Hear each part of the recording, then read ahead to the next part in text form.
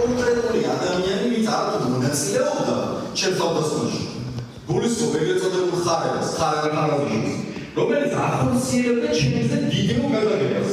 ასე ბრალდებულმა ლევან ხაბეიშვილმა მასზე სასტიკი ძალადობიდან 2 წლის შემდეგ სპეცრაზმის ყოფილი უფროსი ზვიად ხარაზიშვილი კიდევ ერთხელ ამხილა. ხაბეიშვილმა სხდომათა დარბაზში თქვა, რომ 27 წუთის განმავლობაში მასზე რამდენიმე ეპიზოდად იძალადეს.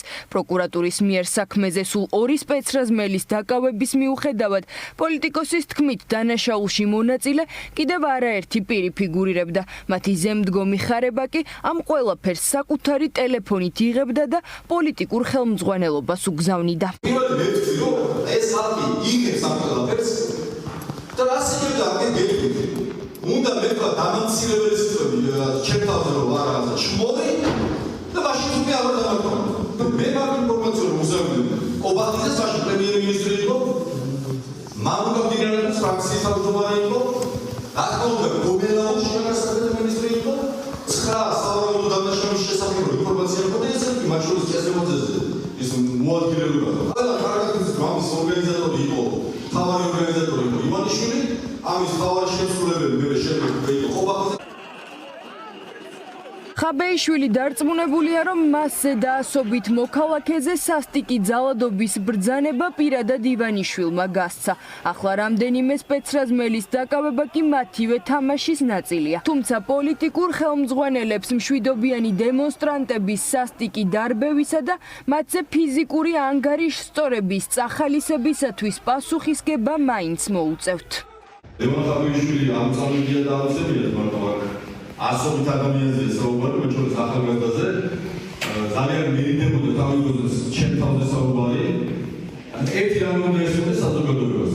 კადრში ჩანს თავის ათეულობით ადამიანი და დავაკავეთ ორი და საქართველოს დაფარულად გამოაცხადეს ორი იდენტიფიცირება მოვაკიდეთ, მაგას რა გქონდა რომ პასუხისმგებლობა ასწრება. ლევან ხაბეიშვილის საქმე უკვე ფინალურ ეტაპზეა. დღეს მოსამართლე ირაკლი ხუსკივაძემ ბრალდებისა და დაცვის მხარის დასკვნითი სიტყვები და რეპლიკები მოისმინა. პროკურორმა ბრალდებულების, პოლიტიკოს ლევან ხაბეიშვილისა და ყოფილი გენპროკურორის მურთაზ ზოდელავას ყველა წარდგენილ ბრალდებაში სრულად დამნაშავედ ცნობა მოითხოვა. ჩემი ერთ ჩამოყალიბებული პოზიციისგან განსხვავებული მსჯელობის შემთხვევაში მივიღებთ მოცემულობას, რომ ხელისუფლების დამხობისკენ გამიზნული პირდაპირი მოწოდებები თურმე ჩვეულებრივი მოვლენაა ამ ქვეყანაში, რომ სხვადასხვა პოლიტიკური ინტერესის მიხედვით პოლიციელთათვის განსაკუთრებით დიდი ოდენობით თანხების გადახდის დაპირება ლეგიტიმური ქმედებაა, რომ ყოფილ მთავარ პროკურორს სრული უფლება აქვს უხეშად ჩაერიოს ნებისმიერი გამომძიებლის საქმიანობაში და ასე შემდეგ, რაც ბუნებრივია თქვენ წინაშე წარმოდგენილი მტკიცებულებების სრული უგულებელყოფა იქნება. ადვოკატებისთვის ხაბეიშვილის საქმე საშიშ პრეცედენტს წარმოადგენს, რადგან ეს არის პირველი შემთხვევა როგორც ეროვნულ, ისე საერთაშორისო დონეზე, როცა პოლიტიკოსი მხოლოდ დაპირებისა და განცხადების გამო გასამართლდება, თანაც ისე რომ მას რაიმე ქმედების ჩადენასაც კი არ ედავებიან.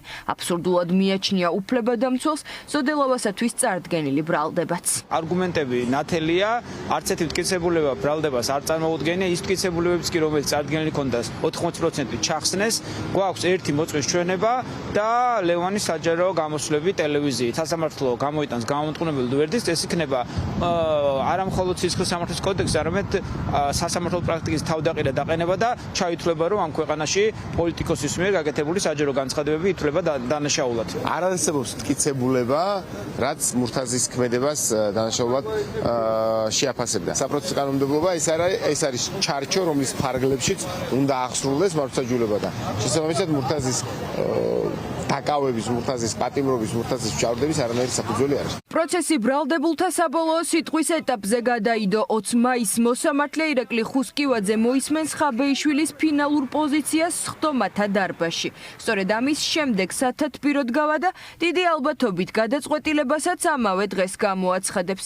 ხაბეიშვილს 7 წლამდე პატიმრობა, ხოლო მასთან ერთად გამოძიებისათვის ხელის შეშლაში ბრალდებულ და 4 ოქტომბრის საქმეზე უკვე მსჯავრდებულ მურთაზ ზოდელავას 1 წლამდე თავისუფლების აღკვეთა ემუქრება.